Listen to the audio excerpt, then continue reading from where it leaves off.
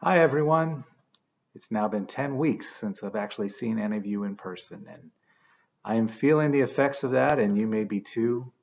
So I wanted to just encourage you with a few things today that I've been reading.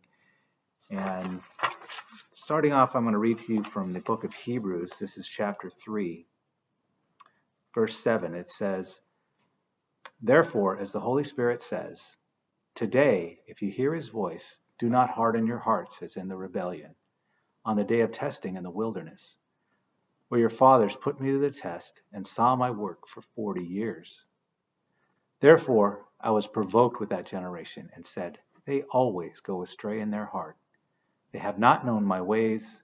As I swore in my wrath, they shall not enter my rest. Take care, brothers, lest there be in any of you an evil, unbelieving heart, leading you to fall away from the living God. But exhort one another every day, as long as it is called today, that none of you may be hardened by the deceitfulness of sin." So I was reading a really good sermon on this, just one verse, verse 13. It was by Charles Spurgeon, and it's a 10-page sermon, which I obviously not going to share the whole thing with you, but I just wanted to share a few points that he made that made a good impression on me. And the first one is that sin is deceitful. Secondly, sin hardens the heart. And finally, what is the remedy for this? So let me just share a few things with you. Sin is deceitful. One way he illustrates this is people say, no one will know. Well, obviously that's not true, because we know, but more importantly, God knows. Other place here in Hebrews, it says, all things are open and laid bare to the eyes of him with whom we have to give account. So God knows. That's a deception. A second thing that you'll hear is that I'm not hurting anyone by this sin. Well, we're hurting ourselves, but more importantly, we hurt God when we sin. The Bible tells us, do not grieve the Holy Spirit. Our sin grieves God. If we love him, we don't want to grieve him. So it's a deception to say you're not hurting anyone.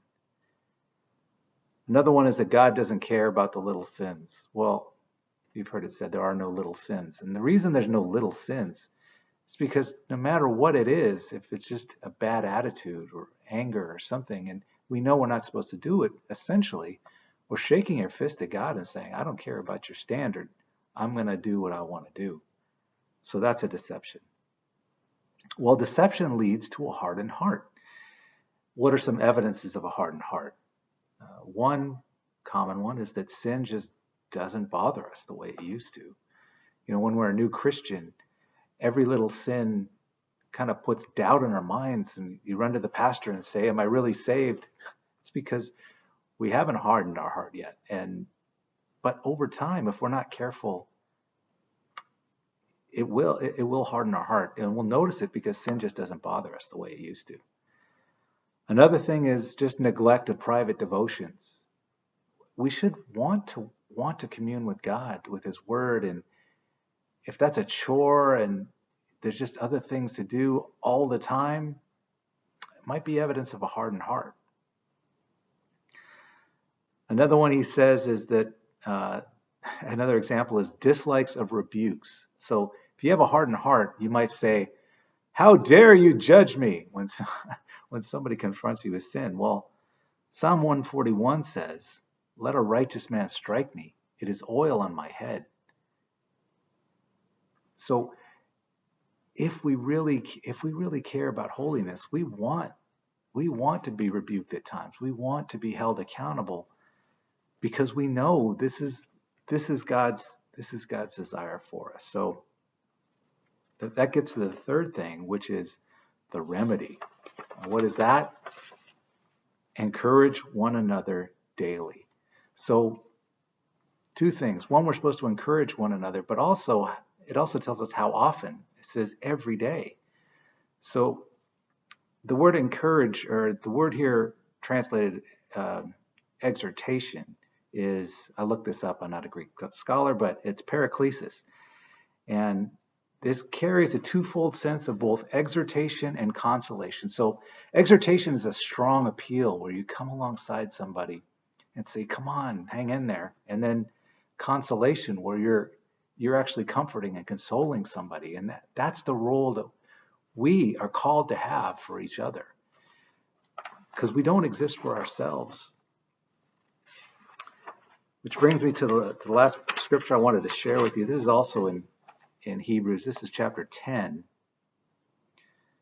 where it says, and let us consider how to stir up one another to love and good works, not neglecting to meet together, as is the habit of some, but encouraging one another, and all the more as you see the day drawing near.